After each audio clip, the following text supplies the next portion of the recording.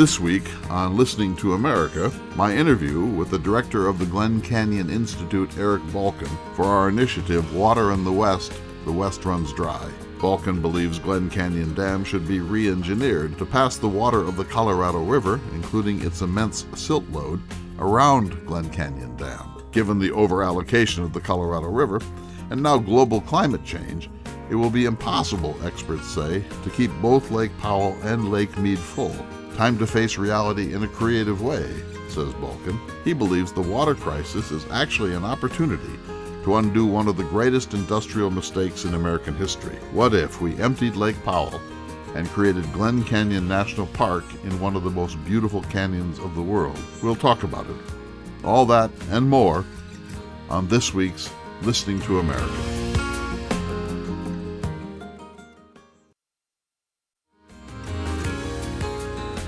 Hello, everyone, and welcome to this special edition of Listening to America. I'm Clay Jenkinson. I'm speaking today with Eric Balken, who's the executive director of the Glen Canyon Institute in Salt Lake City, Utah. Welcome, Eric. Thank you so much for having me. So tell me in short terms what the Glen Canyon Institute is and how you got engaged with it. Glen Canyon Institute is a nonprofit organization that was founded in 1996. The mission of our organization is to restore Glen Canyon and a free-flowing Colorado River through the Grand Canyon. I got involved actually about 16 or 17 years ago as a college intern. It's kind of a funny story. I was working at a pizza shop and this guy came in and ordered some pizzas for his physics class, and we got talking, and he was asking what I was studying in school, and which was environmental studies. And he said, "Oh, well, I run this organization that wants to restore Glen Canyon. You should come work for us." And I thought, restore Glen Canyon, that is just the craziest thing I've ever heard. But I knew, I have been a river runner and had volunteered for some other groups, and I knew the story. And I went and met with Rich Ingebretson, and he hired me the next week. And I've been involved with the Institute ever since. That was in 2006. So that was before global climate change, or before we became deeply aware of global climate change. That's right. Yeah. I mean, at that time, especially when the Institute was founded in 1996, that was a time in which Lake Mead and Lake Powell were both brimming full. The impacts of climate change were pretty unknown at that point. It wouldn't be till a few years later that Al Gore would come out and tell everybody that it's going to have an impact on a Western water supply. And then, of course, all the science that had come after that. So, for Rich to start this campaign in the 90s was kind of visionary, but it was really carrying on the legacy of earlier environmentalists, David Brower and Martin Litton and Katie Lee. Glen Canyon Dam has always been our most controversial dam in the United States and probably one of the most damaging. And so when he founded the Institute in 1996, he was trying to carry on the movement, the early Glen Canyon movement, and bring it into the modern era and really try to figure out if there was a legitimate argument to be made beyond just, tear it down because it's the right thing to do. Not just we hate this dam, but is there a real rationale for doing it? So David Brower went to his grave thinking that maybe his greatest mistake was not fighting harder for Glen Canyon. Do you agree? Yeah, I mean, that's what he told us. And, Brower is one of the founding members of our organization. And so he was part of GCI in the early days, and he was in those meetings. And he told Rich that, he sort of felt like he could have done more, like he sat on his thumbs in the last final days when Congress was debating whether or not to approve Glen Canyon Dam. There's more to it than the story than most people know. My understanding is that there was always going to be some Glen Canyon Dam. The debate was how high it would be. He felt that he could have, lobbied a little harder to have a lower Glen Canyon Dam. So it wouldn't have been a 186-mile long reservoir. It would have been maybe half that size. But, it's all in the past. He went on to regret it. I should say that after Glen Canyon Dam was built, and they, the Sierra Club did this huge campaign. They put out The Place No One Knew, the famous coffee table book with Elliot Porter. They did a number of media trips. They were taking stakeholders down there. They really raised awareness about what was being lost in Glen Canyon. And it was a tragedy that was happening in real time, right? This construction of the dam and the years it took to fill, it was kind of this slow motion loss of this national park, what should have been a national park. But that loss ignited the modern environmental movement in the US, and it really helped take the Sierra Club to the next level in fighting the two proposed dams in the Grand Canyon. So it's kind of this tragic story that Glen Canyon was lost, but in losing it, it really turned the American ethos around into this new ideology that, hey, maybe we shouldn't dam every section of river. Maybe there is a value to free flowing rivers. And that ethos is what helped protect the Grand Canyon from those two dams. I'm talking with Eric Balken, the director of the Glen Canyon Institute, about Glen Canyon Dam and Lake Powell in Utah and Arizona. So let's take it very seriously for the moment. Let's say we do dismantle Glen Canyon Dam. How does that work? We do not actually advocate for dismantling the dam. What we're advocating for is reoperating it, re-engineering it so that it can run as what I would call run-of-river facility. That means that you would have gates or new tunnels drilled around the dam effectively that would allow water managers to operate it as a run-of-river facility. It would be a huge engineering undertaking. It would be expensive, and it would be a very big deal. It would change the dynamics of Western water. But I would argue that it would change it for the better, because what Western water needs right now is more adaptability. It needs to be more dynamic. It needs operational flexibility. And it turns out the Glen Canyon Dam was just not designed to operate at low levels. And it was designed to operate at near full pool. If you go up and look at the dam near the visitor center, you see these little marks that delineate the elevation of the reservoir, and they just stop. And now the reservoir is like 50 feet below them. So they never envisioned operating this dam at these levels. And given the hydrology and the impacts of climate change that we're seeing, we know that it's going to be operating at low levels. We know there's not enough water to keep Powell and Mead both full. They're the main reservoirs on the system. And so the reasons that the dam was built are really no longer valid. And as time goes on, it's going to become more of a liability than an asset. So, well, there might have been some benefits in the past: water storage, hydropower, reservoir recreation. We're transitioning out of all of those. That transition is happening. So it doesn't really matter what environmentalists think or anyone else. There is a need to re-engineer Glen Canyon Dam. And if we're going to do it, we should do it right. We should allow for a free-flowing river with sediment, importantly, to flow into the Grand Canyon. So for those who might not know, what is a run-of-river dam? A run-of-river dam, it's basically a river running out. It's basically it would be very similar to the original diversion tunnels that were drilled through the sandstone when Glen Canyon Dam was built. Those tunnels had gates in them so that you could sort of turn the reservoir on and off, which is what they did in the 60s. The gates closed in 1963, but they actually opened them up a few years later to test the facilities and do some runs into the Grand Canyon. And so, obviously I would never want to see that reservoir fill again in that scenario, but for safety and flood control purposes, the decision makers would have that option. And right now they don't have that option. And as time goes on, as I mentioned, the problems are starting to really come to light with this dam.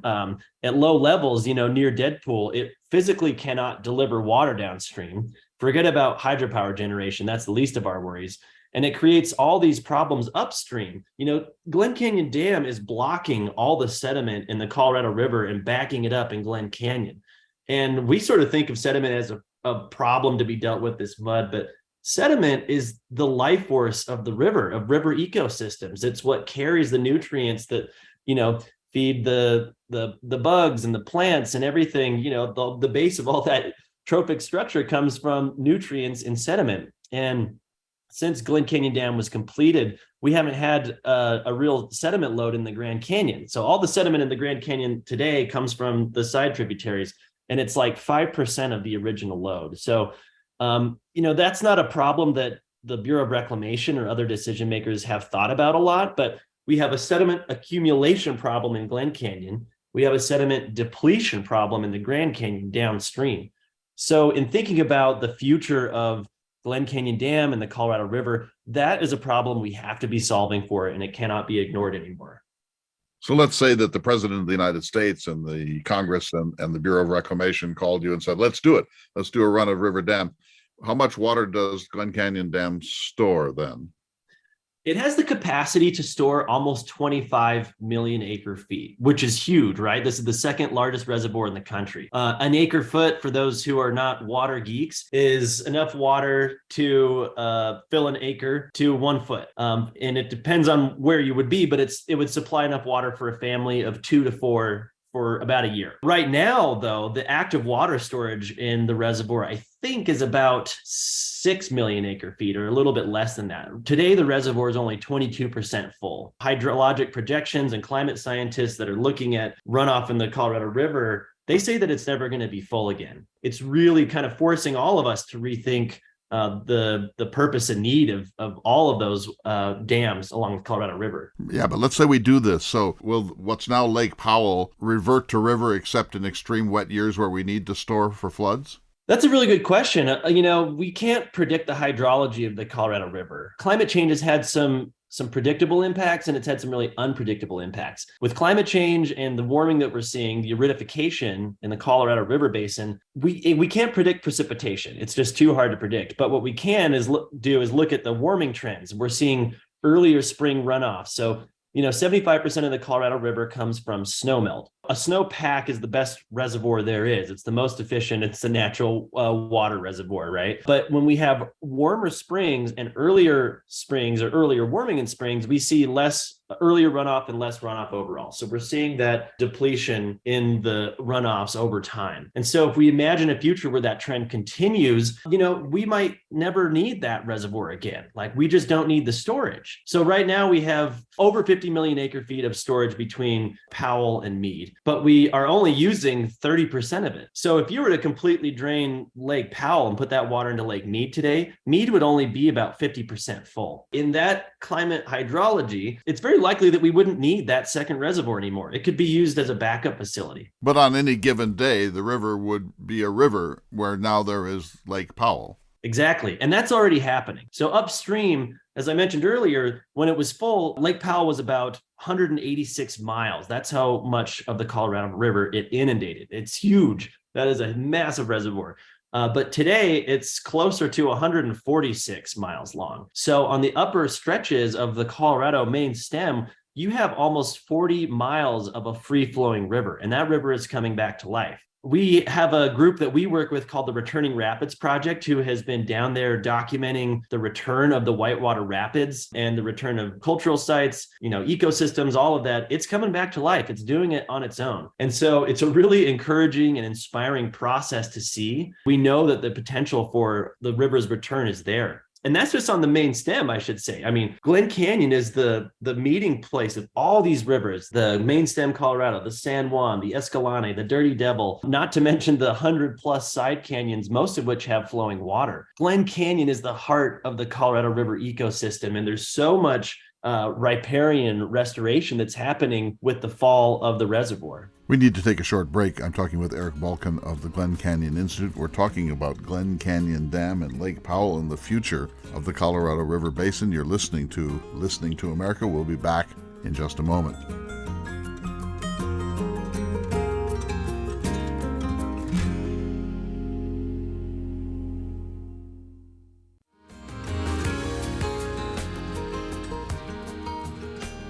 Welcome back to this special edition of Listening to America.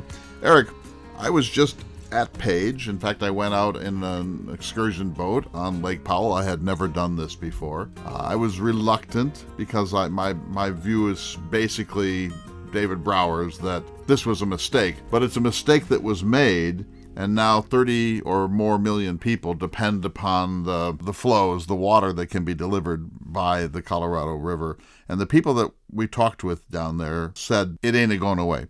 It's never going away. It's a done deal. It's a fact of life. Yes, we'll have to make some adjustments for over-allocation and global climate change, but there's no way it's ever not going to be Lake Powell. Are they looking at the reservoir? Because it's the lowest it's ever been. It's important to remember that the reservoir would already be below minimum power pool if it weren't for really extraordinary actions taken in the past 2 years by Bureau of Reclamation. I mean, that reservoir is really on life support. We have a big snowpack this year, and it'll probably come up 50 or 60 feet. But if you look at the long-term trends, it's just not looking good for the reservoir. Over the past year, they've released a ton of water out of upstream reservoirs to prop up Lake Powell. Flaming Gorge was essentially emptied to prop it up, right? Not quite empty, but they released a lot of water. Flaming Gorge, Blue Mesa, Navajo, all of those upstream reservoirs were really depleted to prop up Lake Powell. In the long run, I just don't see that to be true. And I understand where those folks are coming from, though, because when you visit the dam, it seems very permanent. I mean, when you look at the structure of the dam, it's this massive concrete structure. It's one of the crowning achievements of the Bureau of Reclamation. And from an engineering standpoint, it's pretty marvelous. I mean, it's really remarkable that humans were able to build a dam of that scale. I mean, I think nobody can deny that. And so it's hard to imagine the reservoir not being there. Fair enough. I think you're saying this is no longer just a political decision. It's happening, period. It's just happening. It's happening because we've over-allocated the river, and it's happening because of global climate change and this 1,200-year drought. In a sense, it's beyond politics now. Yeah, exactly. It is. It's happening. It's not happening because an environmental group wants it to. It's a function of the river's over-allocation. And, that has been written about ad nauseum for decades. We've always known it's over-allocated. When the Colorado River Compact was signed in 1922, they knew it was over-allocated. They chose to go with a higher number on the river, even though they knew it was wrong. And they did that because, this is funny because when I was in college, they were like, oh, they thought the river had 17 million acre feet, and that's why they allocated it as such, which is incorrect. They knew it was a 13 million acre foot river, but they chose the higher number because it made it easier to get the legislation passed. That's been a continuing trend of ignoring science. There's a great book by John Fleck and Eric Kuhn called Science Be Damned that outlines all those, looking past the data to make policy. And so we always knew there would be a reckoning, but they just thought it would be further down the road. And then, of course, the climate change and warming climate, aridification, it's just sped up the process. And so it's just happening sooner than anyone expected, but it is happening. There's just not enough water to fill both of those reservoirs. And when it comes down to it, Lake Mead is more important. The purpose of Glen Canyon Dam and what it means, especially the folks in Page, why did Glen Canyon Dam get built? The reason Glen Canyon Dam got built was so upper basin states could meet their downstream delivery obligation and not send one drop more. It's to meet an accounting requirement. Well, you probably know, Eric, the history of wishful thinking in the American West. First, rain follows the plow. Then John Wesley Powell at the second irrigation conference saying, there isn't enough water to do a fraction of the things that you're all intending here. You're building up a legacy of conflict and litigation. And now the idea that if you have Glen Canyon Dam and a Hoover Dam, that you're storing an immense amount of water, that you've essentially guaranteed your capacity to let water flow into Los Angeles and to the Imperial Valley. It's always been this way in the West. Boosterism is a fundamental fact of the American West, and the realists always turn out to be right, but they're never popular. You might be right about that. I mean, I think that sort of optimism in the West is what has made it possible, what has made life possible. You think about the indigenous people that have lived there for thousands of years, eking out an existence in such a harsh environment, and having the adaptability to move around and make it work. And then you have the pioneers that came in and, their life wasn't easy either. Yeah, there's always been a sense of that optimism. And I'm an optimistic person. When I look at what's happening on the Colorado River, I don't see doom and gloom. I don't think that life in the West is coming to an end.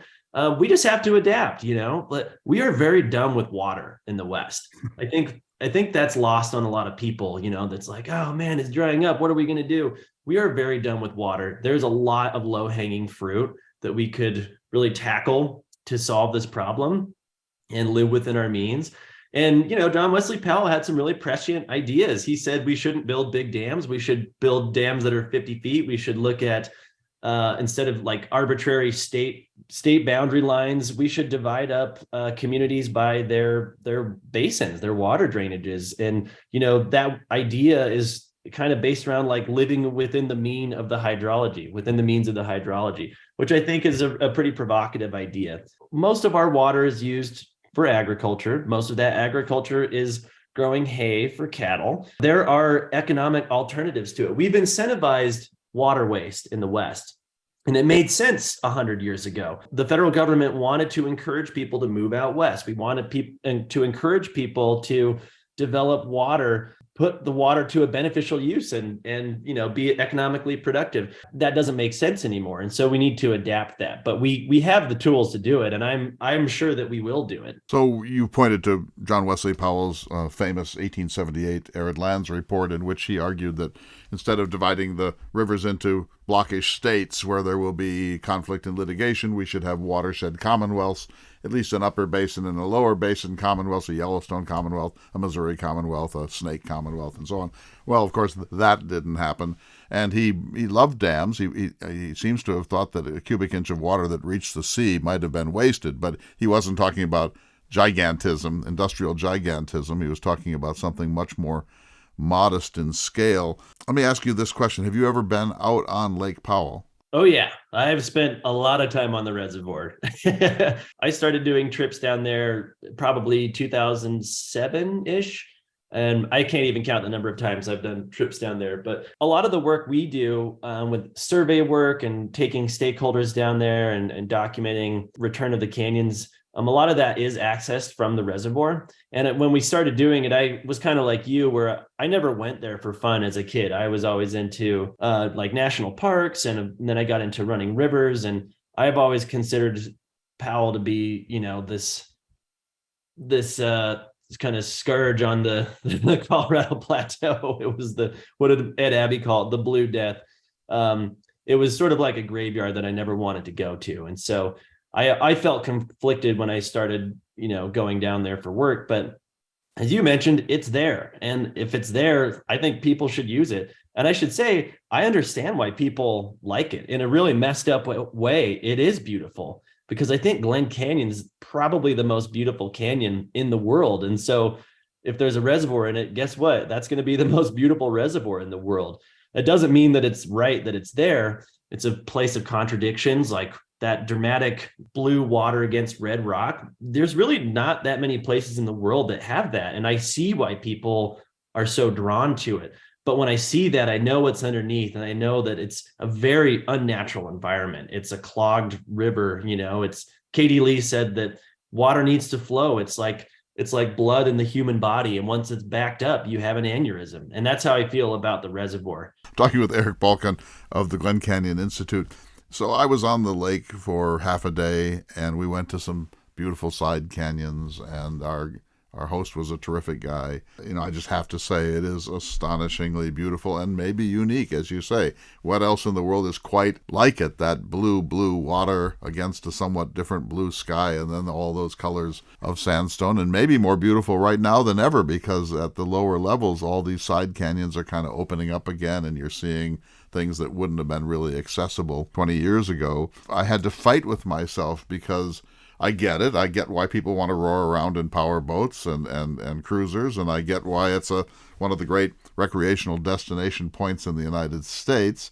And I also am willing to admit my addiction to the military-industrial Costco complex, right? My life implies dams. My life implies interstate highways. My life implies a lot of infrastructure, and it's easy for me to wish it had never happened, but I'm one of the beneficiaries. Now, I think you're saying, however, that Glen Canyon never had to happen, that its purpose was flawed from the beginning, and that it hasn't actually fulfilled the promise that it had even before over-allocation and climate change.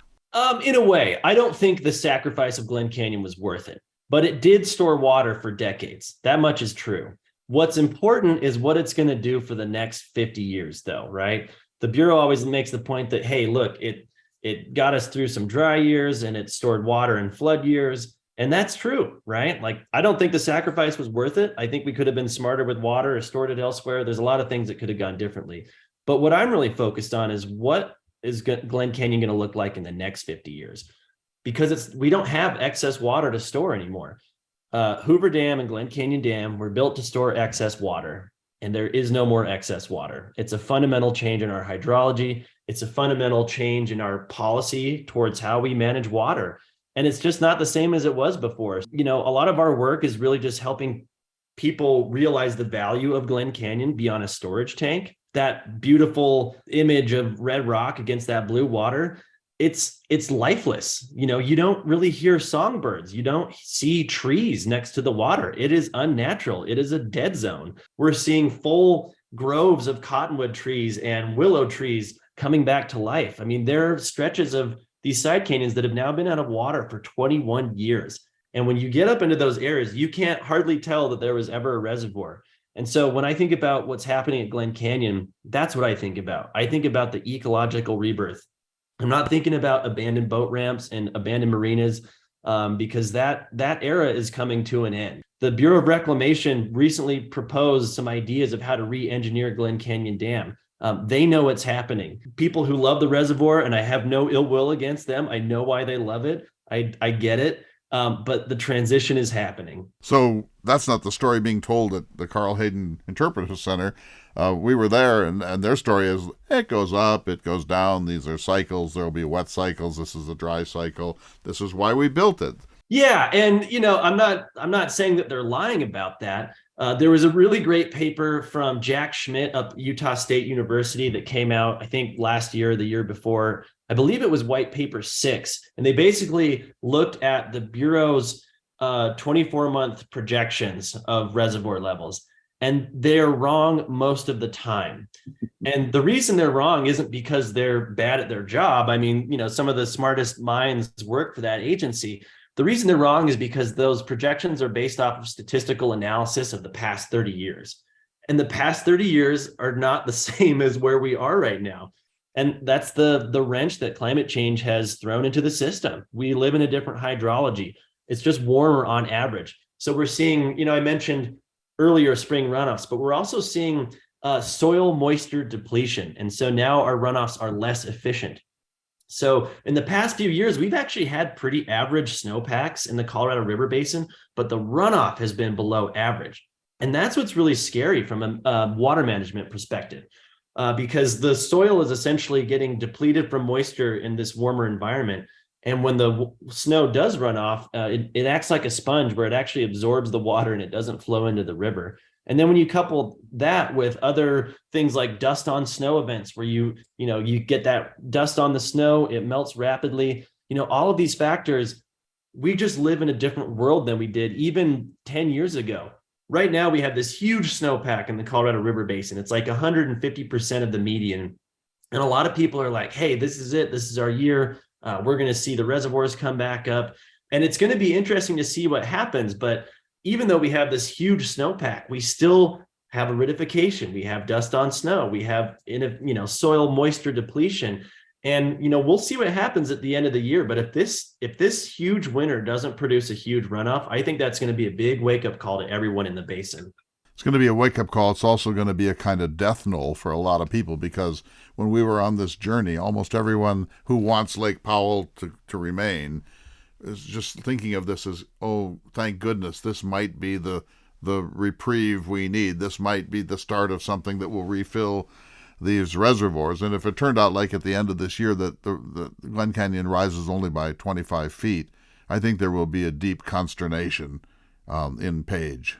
Now, one of the things that troubled me in going through the interpretive center at the dam was that there was a list of 5 or 6 quotations from indigenous people about the magnificence of the place, but they didn't say from any of them the dam was a mistake. It seemed like a kind of an endorsement rather than a lament, and it seems to me that's not really good interpretive history.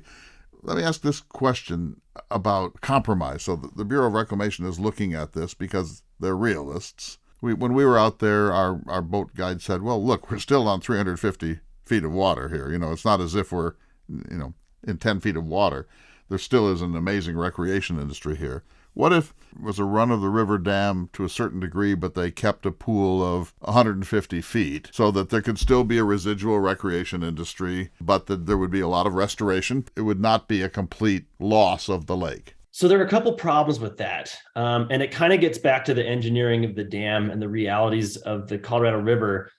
It is one of the most sediment-filled rivers in North America. And if you were to look at a cross-section of the canyon, it's shaped like a martini glass. So the further you go down, the less storage there is. So most of the water that's stored in that reservoir is in the top 50 feet. It's because it's, the glass opens up and the relationship to elevation and volume is greater up there. So if you were trying to operate a reservoir near those dead pool levels, what you would see is a reservoir that would potentially fluctuate 100+ feet every season with a runoff. And it would be really hard for the Park Service to manage boat ramps and marinas like that. I mean, it already fluctuates a lot. When you go there and see that change, they're moving marinas around, and that level of fluctuation would be really hard to manage, and it could be dangerous. The other part of this is sediment, right? And this is a reality that a lot of people don't want to face, but all dams are temporary. All dams are temporary. They fill in with sediment. When Glen Canyon Dam was built, Floyd Dominy said that it would take 700 years for the reservoir to fill with sediment. I don't think that was based on data. I think that was Floyd Dominy shooting from the hip and being Floyd Dominy. We know that it's, if it remained full, it would probably be 100 years. But as the reservoir gets lower and lower, that the sediment going into it stays the same, and it's slowly eating up the storage volume. So if you imagined kind of this tiny reservoir behind the dam, I don't have a number, but it would be maybe 30 years, maybe 50 years. Eventually it would fill in with sediment, and then you have a backed up, clogged mini reservoir. And that's super problematic because it would create all these problems downstream in the Grand Canyon, and it's just not a sustainable solution. So, re-engineering Glen Canyon Dam, the Bureau, as I mentioned, is looking at it. They're talking about drilling tunnels around the side, drilling through the dam, and they're kind of coming from a place of hydropower generation. They want to salvage hydropower generation. I don't think they're solving for the right problem, but it's going to cost hundreds of millions, if not billions of dollars. And we're only going to get one or two chances to re-engineer the dam, right? And so if we are going to re-engineer the dam, we have to do it right. We have to solve for more than just hydropower. We have to start thinking about how to manage the sediment accumulation problem upstream, the sediment depletion problem downstream. And it's really hard to imagine a world where you have a reservoir that's easy to recreate on in that reality. Eric Balken, we need to take a short break. We're having a very special edition here of Listening to America. We'll be back in just a moment.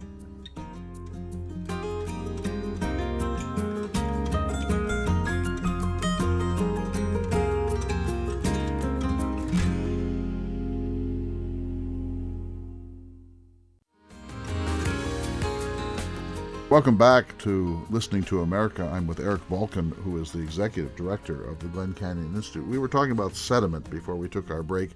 I'm fascinated by this. So when we talked to local people, and they were all rational people, these were not like protect our lake.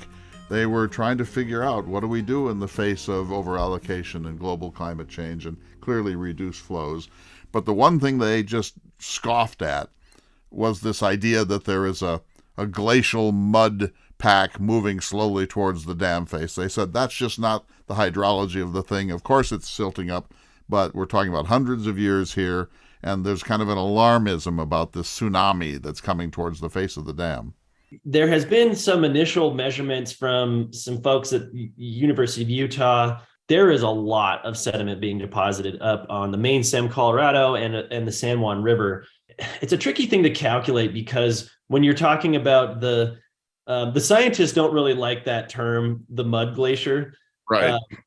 Because it functions a little differently. But if you look at a cross section of how it's coming in, it kind of does look like a glacier, and it's this slowly moving wall of sand that it's a function of a receding reservoir and the river depositing sand as it enters in. But mud glacier as a term sounds to many people like a scene out of Jaws, like here it comes slowly. Here. And I think that's what people are objecting to. Obviously, it's silting up, and every year it silts a little closer to the dam, right? It can't help that. Yeah, but most of the sediment's in the top third of the reservoir. And so I think a lot of people that are reservoir recreators, they don't see it. The deposited sediment is now in what's a free-flowing river. So up by height, what used to be a marina that's now abandoned by the Park Service, that's a free-flowing river, and it's flowing through a sediment delta. And in some places, that delta is like 130 feet deep. That's the mud glacier we're talking about. The kind of beautiful and eerie thing is that since most of that sediment is up in the upper part of the canyon, that means that most of Glen Canyon doesn't have sediment in it. It is there waiting to come back, in my mind. But if we kind of ignore this sediment problem and we let this reservoir phase out unintentionally, as it has been for the past 20 years, what you're going to see is that sediment slowly come down into the central part of the canyon and inundate, a lot of those canyons, those cherished places that were written about by Ed Abbey and Wallace Stegner and Katie Lee. Those are all going to fill up with sediment. And I don't think they should. I don't think we should let that happen. I think we should start solving that problem sooner. So let's say we do run of the river. So now what happens to Hoover Dam and Lake Mead? They're going to get sediment that we're letting go through now. One of the reasons Glen Canyon Dam was built, many would argue, was to be the sediment trap to protect Lake Mead. So then you have a sediment issue in Lake Mead, but that sediment issue is further away than the sediment problem at Glen Canyon. And there's not an easy answer to that. It's a problem for all reservoirs all around the world. You have to deal with it. Some of them have sluiceways that allow for passage of sediment. You think about the Grand Canyon, which is more than just a water pathway between two reservoirs. It's the Grand Canyon.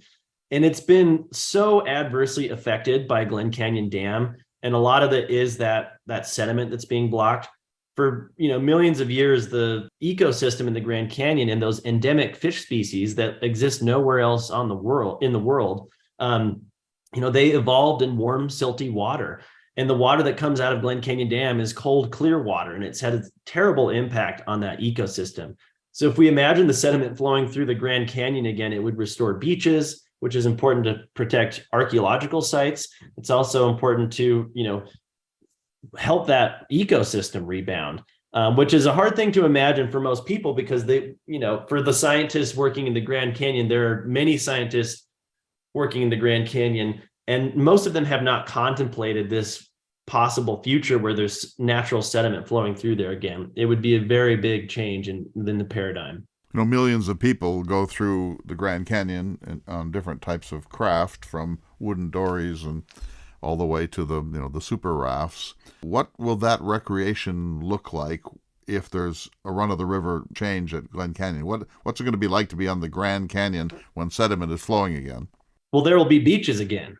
For anyone who's run the Grand Canyon in recent years, there are hardly any beaches in there. It's really sad. From a recreational standpoint, it makes running the river hard because there's just less places to camp. And I have friends who are river guides down there, and they lament that because they're going with these groups of people and there's nowhere to put them. So not to mention all the other benefits of reintroducing sediment that I mentioned. And then the flows would mimic the flows before the dam existed. It would flow like it flowed for millions of years. And so that means big floods in the spring, big water, and lower flows in the winter down to, 4,000 cubic feet per second. And so it would change the recreation in the Grand Canyon. It would be like the Grand Canyon before the Glen Canyon Dam was put in. And not everyone loves that. We talk to a lot of Grand Canyon river guides, and not everyone loves that. They like to know what the flows are going to be, when they get an email that's from the reclamation that says, this is what your flow is going to be on this date from Glen Canyon Dam. Some people like that. And some people like having cold, clear water, and they can keep their beer cold and, without having to use a cooler.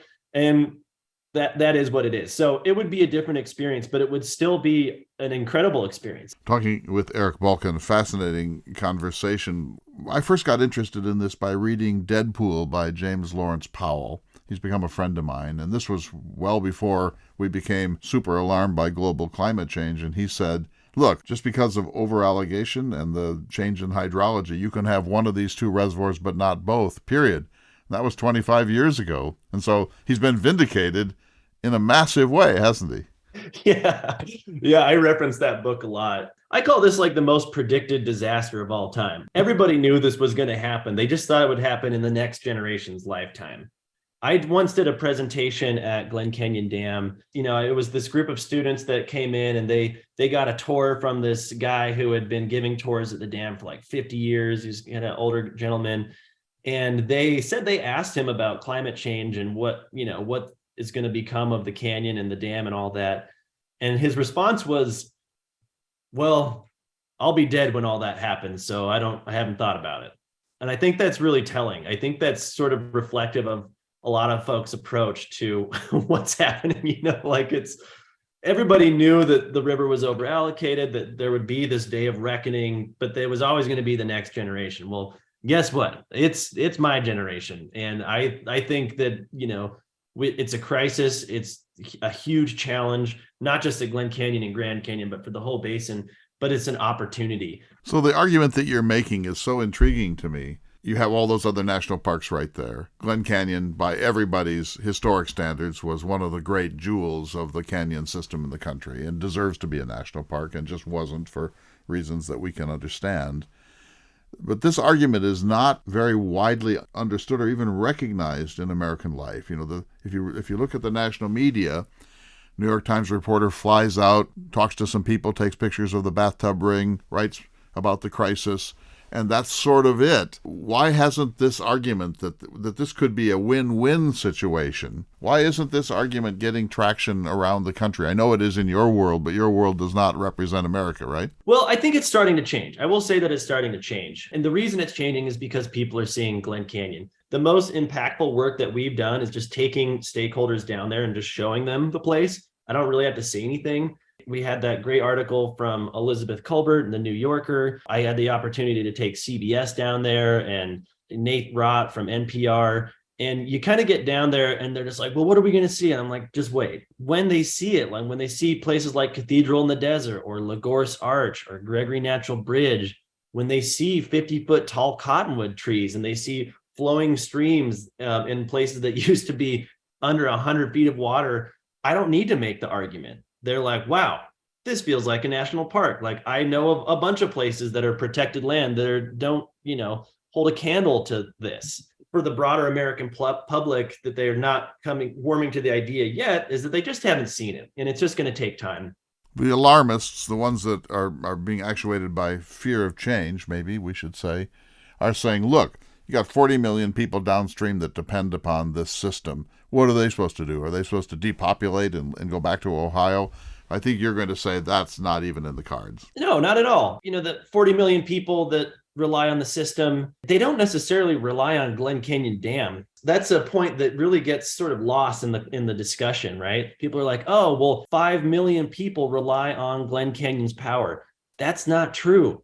5 million people get a portion of their electricity from Glen Canyon Dam. If it went offline, most of them wouldn't notice it. There are other sources of electricity on the grid. And hey, it's actually been, producing much less in recent years because it's so low. And people look at the water infrastructure and assume that every part of it is critical. We don't have a lack of storage. We have a lack of water. And so when we're thinking about the future of the American West and the 40 million people here, I don't see Glen Canyon Dam as a part of that future. We just don't need the storage anymore.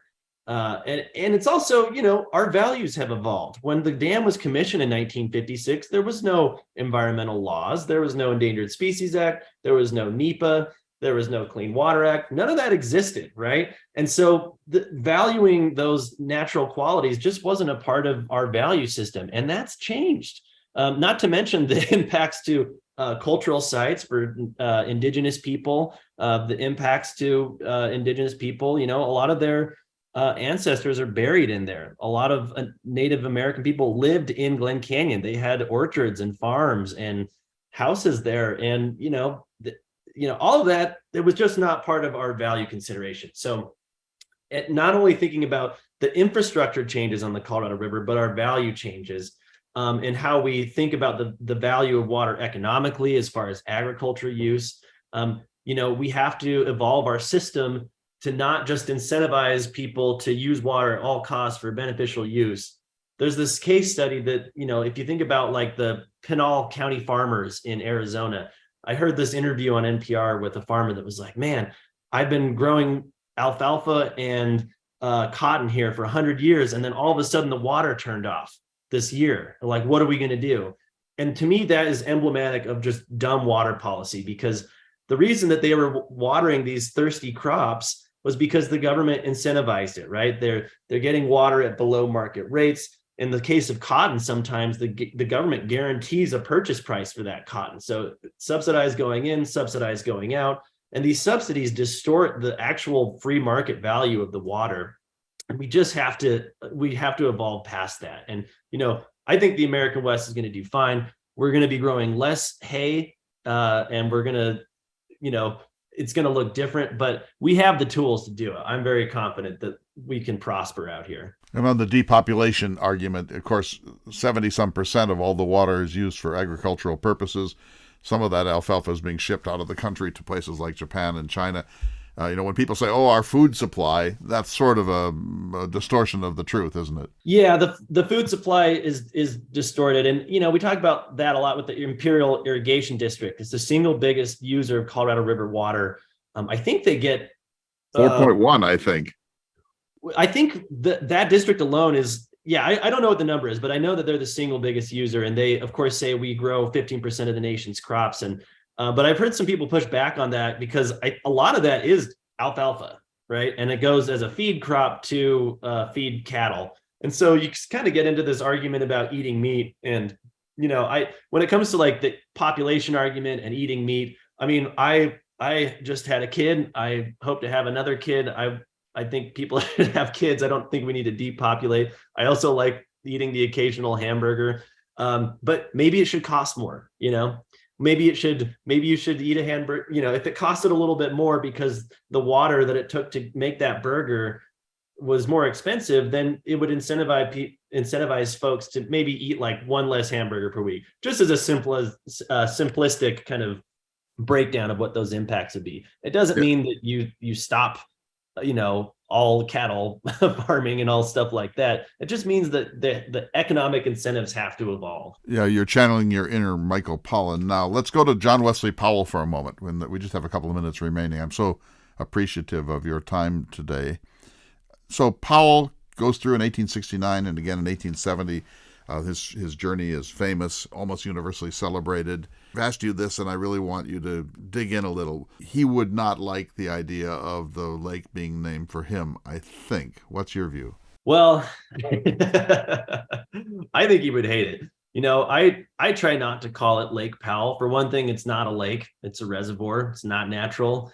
The title of Lake Powell was a really clever marketing move by the Bureau of Reclamation that was sort of in line with their Jewel of the Colorado promotion of the reservoir.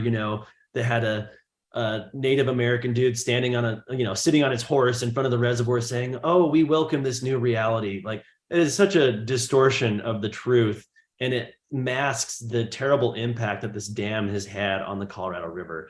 So it's not a lake. And I think Powell would have hated it. He loved Glen Canyon. I mean, he thought it was one of the most remarkable places he'd ever seen. And if you read his account of going down there, they were just awestruck by the place. And it was a really moment of respite and beauty for them. They had just gotten out of Cataract Canyon where they were battered. And, it's before the Grand Canyon. Glen was this really magical, peaceful, swooping, kind of placid section of the Colorado River that it was like nothing else they'd ever seen. So I have a hard time believing that he would support the destruction and inundation of that place. Yeah, we have Lake Sacagawea here in North Dakota on the Missouri. I'm guessing that Sacagawea would not have been that fond of a reservoir that drowned out the Mandan, Hidatsa, and Arikara people being named for her. But such is American nomenclature. Powell was in favor of dams, but you're saying not the kind of dams we're talking about. Yeah, I mean, at that point, you sort of get into some cultural relativism, but we maybe couldn't have imagined the sort of infrastructure that we have in the modern era. But yeah, I mean, he supported small dams. And look, we need dams, right? We need to store water. And we're certainly not opposed to all dams. All dams aren't bad. We need to have some flood control. We need to be able to catch water.